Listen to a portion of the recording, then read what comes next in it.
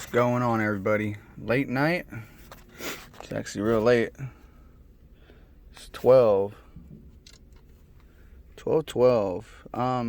Got bored, can't sleep, so I decided to come out here and check out 1989 Acura Integra. This is the cluster I took out. So not a lot of videos, but I found a little read up on it. So if you ever want to change this cluster, or in my case, I'm not changing it, I'm really just pulling out all the lights. I want to replace all the lights because I don't really like the yellow, ugly, brownish lights that they come with, the OEM ones. So I'm going to switch it all out to LEDs, give it a nice crisp look. Just so everybody knows, when you need to take it out, remove it, you have two screws right here. To access them, you have to pull your little tilt deal and drop your steering wheel. That way you can get to it. They're going to be right here in the front. And then you have to take off this one and this one right here to be able to access the two that should be here, but it looks like the people that had it before, it was already broken.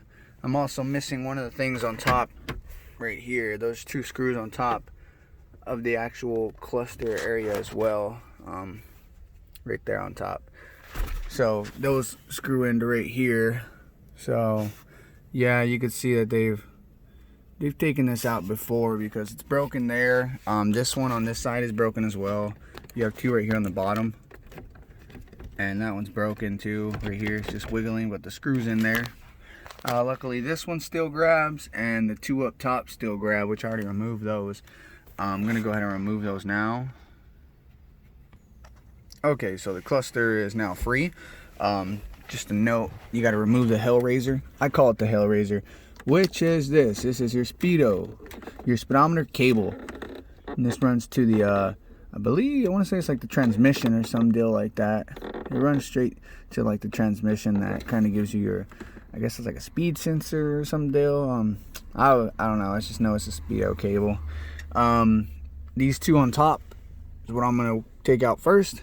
And you have a plug right here on the side that you can remove. That it might give you a little bit more leniency once you want to get to the back. I'm not to that yet, to take out any of the back ones yet.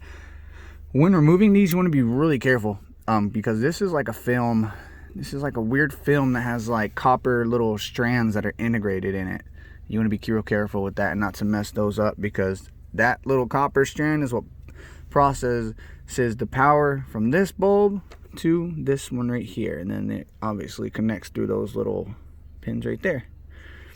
And so I'm gonna swap those out. I have some lights that I bought, and those on top are T5s. I'm talking in a LED form. They're T5. So these are blue, these are white. I'm gonna do white. The blue is for a whole nother deal I got. And then I'm not sure, but like my other Integras, it's T10 as well, and these are GG Tech LEDs, T10s, really nice 6K bright white. So I'm gonna go ahead and swap these in there if there's any T10s needed. Now if majority of it is T5s, I'll probably end up using blue because I only have 4 left of the white since I did my other Integra. As well as this, all my other Integras has a light, and it looks like it's off on this one, so I'm probably going to remove that as well and replace the light on that one as well, which in that one it is a T5, in case anybody is curious. Okay, so that is with the two in the top done. That's the T5s. I went ahead and put the this like a sky blue, baby bluish. It kind of looks really dark on the camera, but it's actually pretty mellow. It's not too blue. But yeah, on this top one right here, yeah, see the camera makes everything super brighter than stuff than what it really is. So on this top deal right here, this light, you're gonna have to install this to get it to light up. So, and if you put the LED in, and they're just wedge LEDs, so literally just like these little lights right here, they just, let me see, they just wedge in there. Literally, that's all they do. They're just little wedges. So they just pop in there, and that's it.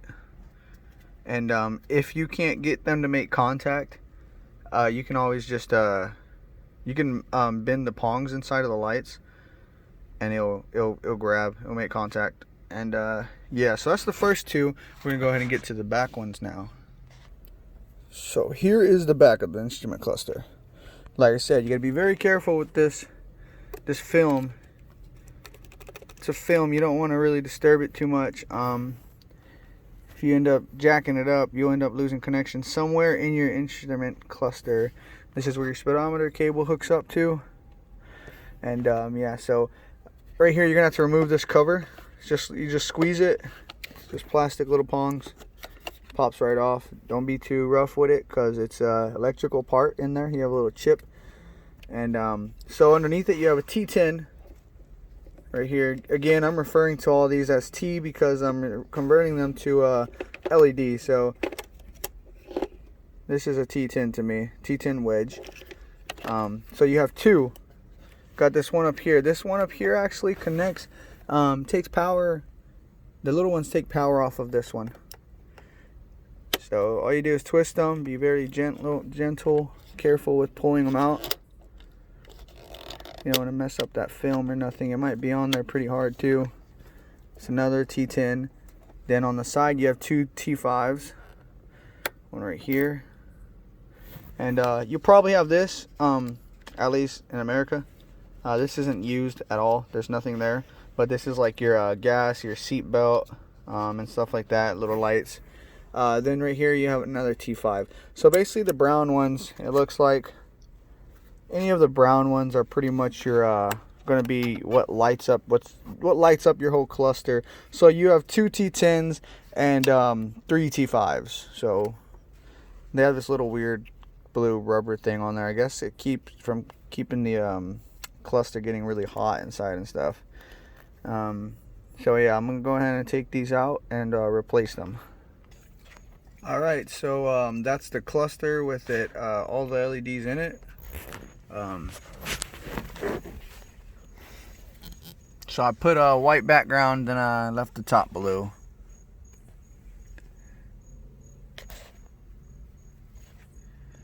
So that way everybody can see. It's pretty nice.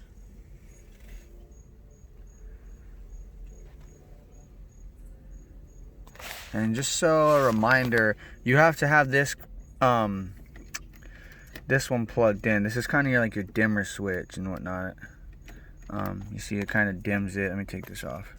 That's your dimmer, of course. I mean, that's, you know, nothing new to anybody. Yeah, you know. So it looks like they're flashing on the video, but they're not. It's just kind of changing the cell phone with the adjustments and stuff like that. So turn it back up and it looked like it's flashing bright, fast right there. Then all the way down. So I think I'm probably gonna leave it a little bit down, kind of like that. Looks a little bit better to me, really. I don't need it too bright. Like this kind of bright is kind of crazy. So yeah, pretty easy. It's really easy, actually. Just be careful. You know, like I said, mine was already broken, the previous owner. So this one, I didn't have to take this out because previous owner, I guess, when they had messed with this thing. Just be careful when you're taking it out and stuff. Make sure that you take out the these two. Remember, you gotta take out this one right here, this one right here. You get the drill behind it, boom, boom, knock it out. And then you got the two on top. Then you have to take out on the back. You got all these plugs. You got about, what, 3 total plugs in the speedometer cable. So there's one right there, speedometer cable, and 2 over there. And then the dills, you know, the lights, they just twist out, lefty loosey, righty tighty. And yeah, pup's crying, he wants to go inside. Yeah, so that's it for today.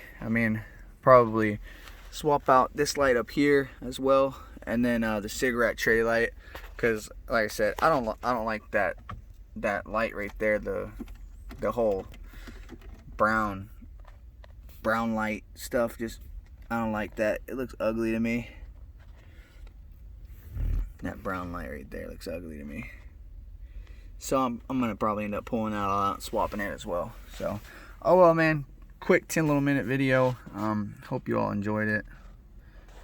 And I'll be putting some more stuff. I got a lot going on with this car, so I'll make sure I record anything. I've been looking at a lot of cross-reference parts and stuff that you can use from other cars or engines that fit this particular one, which is a D16 A1. And I've been finding a lot. I've been doing a lot of that deal, searching on it, and you know, because there's not a lot of there's really not a lot out there to read up on the modification, you know, category of things like that for this car. There's really not a lot of people that do too much of modifying to these things. So I'm gonna make sure anything that I find out new that maybe, you know, anybody that has this car that's trying to find out some information, I'll upload some stuff, some videos and things like that. And yeah, that's pretty much it. And the links, I'll go ahead and I'll make sure I put in the link below. That way you guys can see the LEDs, what you need, T5s and T10s. Alright, man, you guys have a good night.